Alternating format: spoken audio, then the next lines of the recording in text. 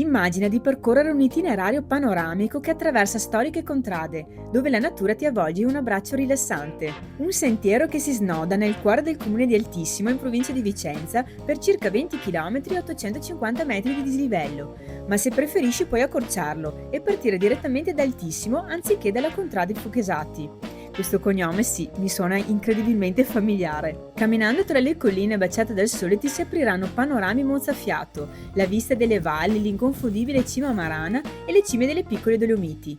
Ogni passo ti porta a respirare il profumo di un lento ritorno alla natura, che fra i boschi si risveglia dall'inverno. Fra strade sterrate, sentieri e brevi tratti di asfalto ti ritroverai immerso in un passato che non è poi così lontano. Lungo il cammino incontrerai contrade dal fascino antico con le loro fontane di acqua fresca e i lavatoi dove un tempo le mani si dedicavano ai panni da lavare. Fermati e lascia che la curiosità ti guidi, perché ogni angolo ha una storia da raccontare, un'incisione su un muro, un capitello particolare, una piccola chiesetta e ancora i fienili che una volta accoglievano il lavoro della terra e le case di un tempo che, seppur ristrutturate, mantengono intatta la loro identità storica.